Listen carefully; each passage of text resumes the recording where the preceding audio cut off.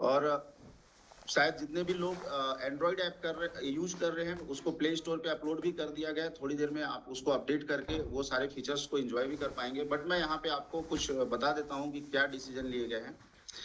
Price बढ़ने के लिए सप्लाई का मार्केट में कम होना जरूरी है, क्योंकि अभी जिस तरीके से टोकन का पिछले 2 महीने में लगातार प्राइस नीचे गया है, तो आप भी समझ रहे हो कि आप कितना भी टोकन अर्न कर लो, अगर उस टोकन की प्राइस नीचे जाती रहेगी तो वो सिर्फ नंबर रह जाएगा। और आपने इसलिए तो एमएनटी में ज्वाइन नहीं किया, स्टेटमेंट में ज्वाइन नहीं किया कि ये टोकन की वैल्यू नीचे जाए। आपने एक सपना देखा होगा कि यार ये टोकन की वैल्यू बढ़ेगी, आगे चल के 50 सेंट से 100 सेंट होगी, $2 होगी, $5 होगी, $10 होगी। हर कोई क्रिप्टो के अंदर में इन्वेस्टमेंट करता है तो इसी उम्मीद के साथ करता है, राइट, कि हम लोगों को इस टोकन का वैल्यू आगे चल के ज्यादा बढ़ के मिलेगा। तो हमारे लिए इंपॉर्टेंट क्या हो जाता है, जैसे मैं आपको अपनी एक स्टोरी बताता हूँ। आप सभी लोग जानते हो आप सभी लोग जानते हो कि मैं क्रिप्टो की माइनिंग का काम करता था, ठीक है। 2016 में इथेरियम की माइनिंग हम लोगों ने शुरू करी थी, और 2017 में माइनिंग किया थोड़ा बहुत, 2018 में भी माइनिंग किया। ये लगातार प्राइस बढ़ रहा था। मैंने एक से 1.5 लाख रुपए का मशीन लगा के शुरुआत किया, 2 लाख 3 लाख का मशीन लगाया, और जैसे जैसे समय बीतता गया इथेरियम की प्राइस बढ़ती चली गई। एक टाइम ऐसा आया 2018 में जब इथेरियम की प्राइस लगभग $1400 तक जा पहुंची। मैं बहुत खुश था, और मैंने इसी एक्साइटमेंट में आकर के करोड़ों रुपए का, लगभग 4 से 5 करोड़ रुपए का मशीन असेंबल कर दिया था माइनिंग के लिए। बाद में पता चला कि जो इथेरियम कॉइन 2018 में चली जाती है और लगभग $90 के आसपास प्राइस चला जाता है। अब आप समझ सकते हो कि $1400 से सीधा अगर $90 पे किसी टोकन की प्राइस जा रही है तो कितना परसेंट का क्रैश है मार्केट। तो उस सिचुएशन में हम लोग इथेरियम का जो फाउंडर है बुटालिक, उससे क्वेश्चन भी नहीं पूछ सकते थे कि भाई हमने 5 करोड़ की माइनिंग मशीन लगाई है, यार ये बताओ कि तुम्हारी प्राइस तो टोकन की नीचे आ गई, कैसे बढ़ेगा ऊपर। तो हमें अपने नॉलेज पे, अपने रिसर्च पे, अपने एक्सपीरियंस पे, ये 11 से बिटकॉइन को मैंने देखा था 2017 तक, तो multiple time price up and down चलते थे। तो ये मुझे पता था कि अगर 90 सेंट भी आ गया है तो वापस ये जाएगा। अगर बहुत ज्यादा की उम्मीद नहीं भी करता हूं तो जो भी इसका ऑल टाइम हाई है $1400 का, वहां तक तो जाएगा ही। और इस उम्मीद में कि यार अभी प्राइस नीचे गिरा है तो रिवॉर्ड थोड़ा ज्यादा आ रहा है। माइनिंग में भी सेम ऐसे ही होता था कि जब टोकन की प्राइस नीचे जाती थी तो रिवॉर्ड ज्यादा आता था, टोकन ज्यादा आते थे। और जब प्राइस ज्यादा होता था तो डिफिकल्टीज बढ़ती थी, तो टोकन भी कम जनरेट होते थे। तो हमने कहा कि चलो नीचे गिरा है रेट, इसका फायदा ही उठा लेते हैं, ज्यादा टोकन ही बना लेते हैं। मैंने और मशीनें इंस्टॉल कर लिया, ठीक है। अब जितना मशीन मेरे पास था, लगभग 2019 में मैंने उसको 4 टाइम ज्यादा मशीन लगा लिया। अब मैंने इस उम्मीद में इन्वेस्टमेंट किया, इस उम्मीद में पैसा लगाया कि चलो भाई धीरे धीरे करके प्राइस वापस आएगा। लेकिन आपको पता है कि वो $1400 से जो $90 पे आया था प्राइस, ये प्राइस को वापस 1400 में जाने में 3 साल का समय लगा। आप चार्ट उठा के देख लेना, 90 से 100 गया, 150 गया, 200 गया, 250 गया, 500 गया, 1000 गया, ऐसा करके 3 साल में 2018, हाँ 18 में नीचे आया था, 18, 19, 20, 21 में जाकर के जब ऑल टाइम हाई लगा था, फिर से बुल रन आया था, तो 21 में जाके फिर इथेरियम की प्राइस वापस 1400 पे आई। मतलब 3 साल लगा उसको वापस रिकवर करने में। ये बात अलग है कि 3 साल बाद जब वो अपने ऑल टाइम हाई को टच किया तो वहां से और 3x, लगभग $4800 तक इथेरियम गया, और वहां जाने में उसको सिर्फ 3 महीने का समय लगा। अब 48 हो गया 2021 में। आप सब जानते हो, शायद उस टाइम पे आप में से बहुत सारे लोग रहे होंगे जो क्रिप्टो में नहीं इन्वॉल्व हुए होंगे, बट ये जो 2022, 23, 24 का टाइम है, इसमें तो आप में से मैक्सिमम लोग आ चुके हैं। बहुत लोग तो मिस्टर मिंट के आईसीओ में पार्टिसिपेट किए होंगे, मिंट फोर्स में आए होंगे, फिर स्टेटमेंट भी 2023 में आ चुका था। तो आप लोगों ने तो ये देखा होगा ना कि जो इथेरियम 2021 में 4800 पे चल रहा था, वो इथेरियम जब 2022 में वापस 750 पे आ गया, तो वो 750 से अभी तक 4800 तो छोड़ो, उसका 50% की बात करें ना अगर, तो $2400 पे भी नहीं है आज के डेट पे वो। जबकि हम लोग जिस क्वाइन की बात कर रहे हैं वो दुनिया की सबसे बड़ी क्वाइन है। बिटकॉइन के बाद पूरे क्वाइन मार्केट कैप में पहले नंबर पे आने वाला जो क्वाइन है वो इथेरियम है। तो क्या इथेरियम खराब क्वाइन है? अगर उसका प्राइस पिछले 3 साल में अपने ऑल टाइम हाई को भी नहीं टच कर पा रहा है, तो क्या ये दुनिया की नजर में खराब कॉइन है, खराब प्रोजेक्ट है? और फिर खराब है तो मार्केट कैप में नंबर 1 पे क्यों है? उसमें दुनिया का सबसे ज्यादा पैसा क्यों इन्वेस्ट किया हुआ है? या उसका 24 घंटे का ट्रेडिंग वॉल्यूम सबसे ज्यादा चल रहा है, तो क्यों चल रहा है? तो हमें ये समझना होगा कि हम जिस प्रोजेक्ट में हैं उसका इकोसिस्टम किस तरीके से रन कर रहा है, उसकी डिमांड और सप्लाई किस तरीके से चल रहा है, वो प्रोजेक्ट का रोड मैप क्या है, उसकी यूटिलिटी क्या है, बहुत सारी चीजों को अगर आप देखोगे तब आपको ये डिसाइड करना है। लेकिन आज अगर आपके टीम से ये क्वेश्चन भी आता है ना, तो मैं अचंभित नहीं होता हूँ, बल्कि मैं इस बात को सोचता हूँ कि आप में से जितने भी, खास करके मैं सीनियर लीडर्स की बात करूं, अगर यहाँ पे जो भी 200 500 1000 लोग हैं जिन्होंने अपने नीचे ये 1 लाख लोगों को लाया है, आपने क्या बताया उनको प्रोजेक्ट के बारे में, क्या समझाया है भाई? इतना सारा ट्रेनिंग होता है, इतना सारा जो है एलडीपी होता है, इतना सारा चीजें बताई जाती हैं, फंडामेंटल क्या है, मदर कॉइन क्या है, मीम कॉइन क्या है, इकोसिस्टम क्या है, रेवेन्यू मॉडल क्या है, रोड मैप क्या है। मेरे ख्याल से मिस्टर मिंट ने जितना क्लियरली पिछले 3 साल में अपने यूजर के सामने हर एक साल का, एक एक साल में एक एक क्वार्टर का जिस तरीके से रोड मैप डिफाइन करती है, मैं समझता हूं या मैं दावे के साथ कह सकता हूं दुनिया में कोई भी दूसरा प्रोजेक्ट आप खोज के नहीं दिखा सकते हो जो इस तरीके से क्वार्टरली अपना रोड मैप आपके सामने रखता हो और उस रोड मैप के ऊपर काम करता हो। तो ये चीज तो आपको समझना पड़ेगा कि भाई प्रोजेक्ट में कहीं कोई प्रॉब्लम नहीं है, आने वाला फ्यूचर बहुत ब्राइट है। आने वाले समय में आपने जिस जिस तरीके से, मैं पिछले 3 साल का एक्सपीरियंस बताऊं तो आईसीओ के लोगों ने जो प्राइस नहीं सोचा था उस प्राइस में उन्होंने टोकन बेच के फायदा निकाला, जितना चाहते थे उससे कई गुना ज्यादा। मिंट फोर्स में अर्ली लेवल पे जितने भी लोगों ने इस अपॉर्चुनिटी को अडॉप्ट किया, उन्होंने जितना नहीं सोचा था उससे हेलो। हाँ जी, बढ़िया भाई, बढ़िया। 8 महीने साल भर के अंदर ही हाँ, उन्होंने तो पैसा निकाला। मैं बहुत स्टेटमेंट एग्री में करता हूँ। पिछले 1 साल में जितना भी मैं भी लोगों आज ने खत्म कर दिया पार्टिसिपेट किया है, अगर लास्ट क्वार्टर का मैं बात छोड़ के फर्स्ट था। Quarter, second quarter, third quarter की बात कम से कम करूं, तो जितना भी लोगों ने सोचा था कि इस स्टेटमेंट में आकर के जो भी अर्न करना चाहते हैं उससे कई गुना ज्यादा अर्न किया है। और सिर्फ आपको स्टेप स्टेप रिवॉर्ड के रूप में नहीं, मैं यहाँ पे बोलता हूँ कि आपने जो कम्युनिटी बिल्ड किया है, जो यहाँ पे रेफरल प्रोग्राम के माध्यम से जिन लीडर ने अपने सपने पूरे किए हैं, मैं उनसे भी मिलता हूँ। तो मैं देखता हूँ कि लोग क्या बोलते हैं कि सर मैं तो अपने कैरियर में जो अचीवमेंट नहीं किया था वो 1 साल में मिस्टर मिंट ने मुझे दे दिया। तो आपके पास इतना अच्छा हिस्ट्री है, आपके पास इतना अच्छा टेस्टिमोनी है, आपके पास कंपनी का इतना अच्छा विजन है, इतना अच्छा रोड मैप है, तो ये सारी चीजें एक साइड में हल्की पड़ जाती है। प्राइस गिर रहा है ये मैटर आपके सामने भारी पड़ जाता है। और सिर्फ एक छोटा सा कारण कि प्राइस नीचे है इसलिए आप पैनिक होकर के नई कम्युनिटी बिल्ड करना ही बंद कर दोगे, तो वो तो प्राइस हमेशा गिरा रहेगा। तो समझिए कि यहाँ पे कम्युनिटी को और मैनेजमेंट को मिलकर काम करना पड़ेगा। अगर आप रियल में चाहते हो कि मिस्टर मिंट टोकन को आप $1 पे बेचो, इस साल के अंदर तक $10 पे बेचो, या आप $100 पे देखना चाहते हो इस टोकन को, तो हमें मिलकर काम करना पड़ेगा। और अगर आप चाहते हो कि जैसा चल रहा है चलने दो, 10 सेंट हो चाहे 5 सेंट हो या 1 सेंट भी आ जाए तो कोई फर्क नहीं पड़ता है, मुझे टोकन मिलना चाहिए, तब फिर कोई बात नहीं है। तो आपको ये डिसाइड करना पड़ेगा कि अगर आप चाहते हो कि स्टेटमेंट के जितने भी यूजर हैं उनको जो भी रिवॉर्ड के रूप में टोकन मिल रहा है उस टोकन की एक अच्छी वैल्यू मिले, तो हमें मिशन 1 करोड़ के लिए अपने आप को तैयार करना पड़ेगा। हमें 1 करोड़ कम्युनिटी कम से कम इस साल लाने की तैयारी करनी ही पड़ेगी, उसके अलावा और कोई ऑप्शन नहीं है।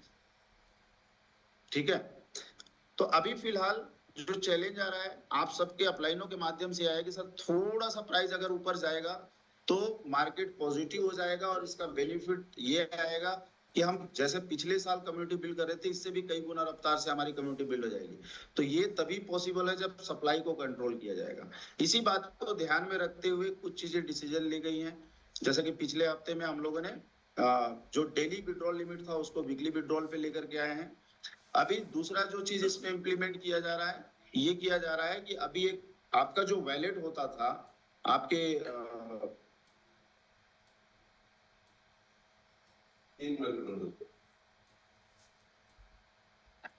आपके इसमें स्टेटमेंट के एप्लीकेशन में जो वैलेट होते थे, वो वैलेट को अब 3 अलग अलग पार्ट में बांट दिया गया है।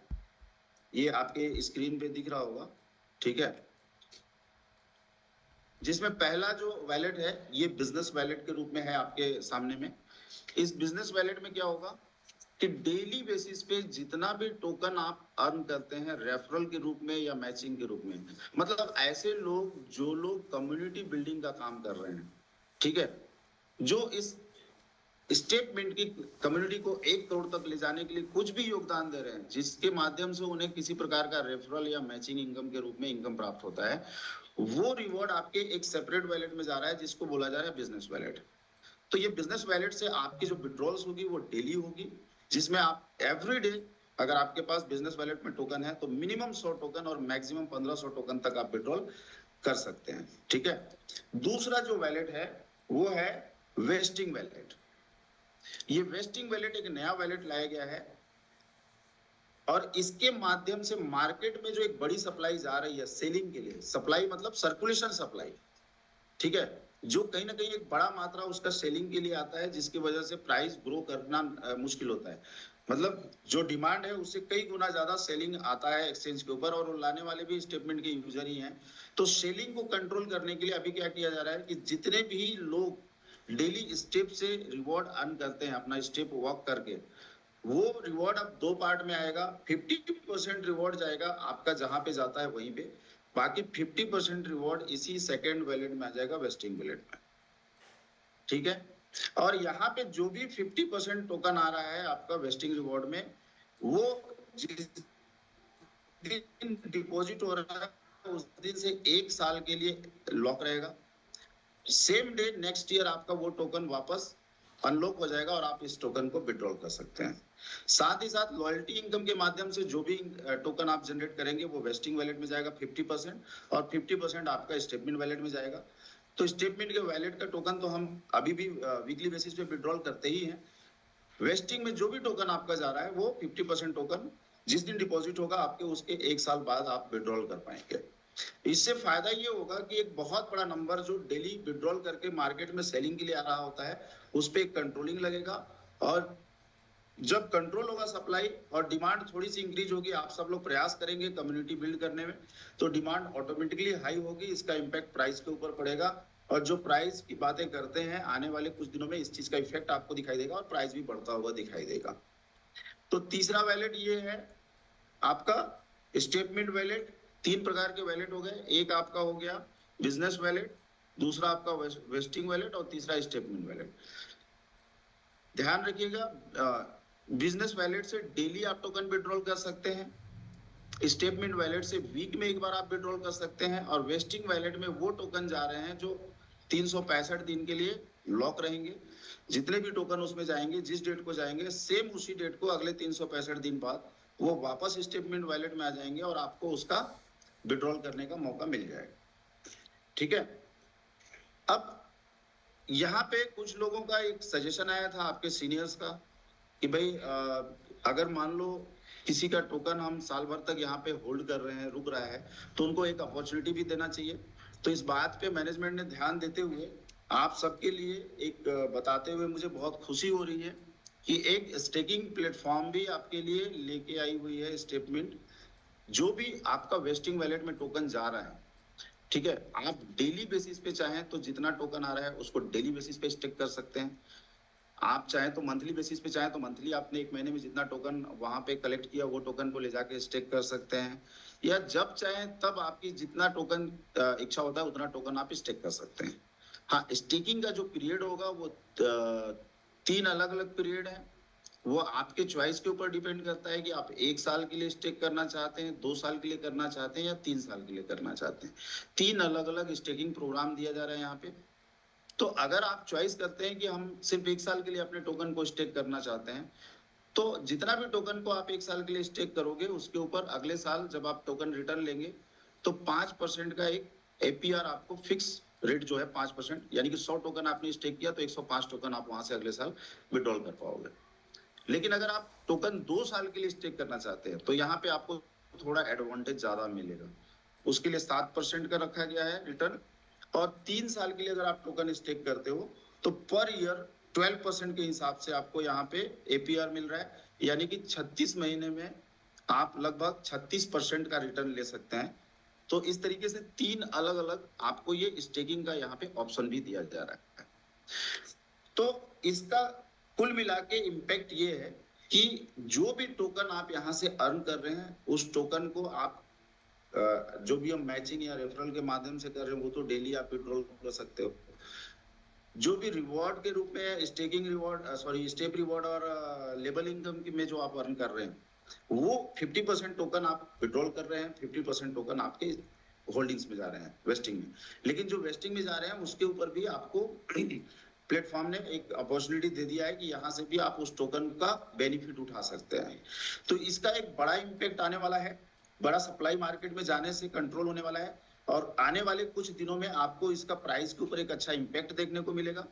इसके ऊपर पिछले कई महीने से डिस्कस चल रहा था, ये हालांकि फेज 2 में ही आने वाला था, बट जिस तरीके से सभी का कमिटमेंट था कि सर इसकी रिक्वायरमेंट नहीं पड़ेगी, हम लोग इतना बिजनेस रेगुलर बेसिस पे करने वाले हैं कि ये करने की जरूरत ही नहीं पड़ेगी। तो हमने 2 महीने से जनवरी और फरवरी में लगातार जब ये चीज को वॉच किया कि अभी फिलहाल फेज 2 आने के बाद से वो फ्लो नहीं है बिजनेस का जितना होना चाहिए, जिसकी वजह से सप्लाई ज्यादा है, डिमांड कम है, परिणाम स्वरूप प्राइस नीचे जा रहा है। तो फिर फाइनली ये डिसीजन लेना पड़ा कि आपकी सप्लाई को थोड़ी सी कंट्रोल करते हैं। भाई सीधी सी बात है, आज हम 10 सेंट में अगर टोकन बेच देते हैं सपोज करो, ठीक है, एक वो सिचुएशन है हमारे पास। दूसरा सिचुएशन है, अच्छा ये 10 सेंट 5 भी हो सकता है ना, 2 भी हो सकता है, 1 भी हो सकता है, जो रेशियो में अभी आपका बिजनेस आ रहा है या जिस रेशियो से कम्युनिटी बिल्ड हो रही है। लेकिन एक सिचुएशन दूसरा बनता है कि हम कम्युनिटी बढ़ाने की स्पीड थोड़ी सी बढ़ा दें, सप्लाई को थोड़ा सा कंट्रोल कर दें, तो ये 10 सेंट 20 सेंट जा सकता है, 20 सेंट 50 सेंट जा सकता है, $1 जा सकता है, $10 जा सकता है, $20 जा सकता है। तो हमको ये डिसीजन लेना है कि आज अपने टोकन को एक मिनिमम प्राइस में विड्रॉल करके हमें पैसा लेना चाहिए, या आने वाले कुछ दिनों तक के लिए अपने टोकन को अगर हम होल्ड करते हैं और एक अच्छी वैल्यू टोकन की जब आती है तब उस टोकन को सेल करके हमें ज्यादा बेनिफिट लेना चाहिए। आप लोग समझदार हैं, इस चीज को अच्छे से समझ सकते हैं। और आज के इस जूम में यही अपडेट था कि आपके जो वैलेट हैं वो 3 अलग अलग पार्ट में डिवाइड किए गए हैं, जिसमें से एक आपका नॉर्मल स्टेटमेंट वैलेट है जो पहले हुआ करता था, जहां से आप वीकली विड्रॉल कर सकते हैं। दूसरा आप वेस्टिंग वैलेट है, जिसमें जो भी टोकन जा रहा है उसको आप 3 अलग अलग टाइम फ्रेम के लिए आप उसको स्टेक कर सकते हैं और वहां से स्टेकिंग अर्निंग का बेनिफिट ले सकते हैं। और तीसरा वैलेट है वो बिजनेस वैलेट, जहां कम्युनिटी रिवॉर्ड आते हैं, आपने किसी रेफर किया तो जो रेफरल रिवॉर्ड आते हैं वो सारे टोकन वहां पे आएंगे और उन टोकन्स को आप बराबर वे में डेली बेसिस पे वहां पे विड्रॉल कर सकते हैं। तो ये आज का अपडेट था। बाकी और बहुत सारी बातें करने के लिए हम फिर से वापस आपके बीच में आएंगे जूम मीटिंग के माध्यम से। और चूंकि अभी मेरी फ्लाइट का टाइम हो रहा है, मुझे एयरपोर्ट निकलना है, तो मैं आप सब लोगों से विदा चाहूंगा। आप सभी लोगों को बहुत बहुत शुभकामनाएं। All the best, thank you very much.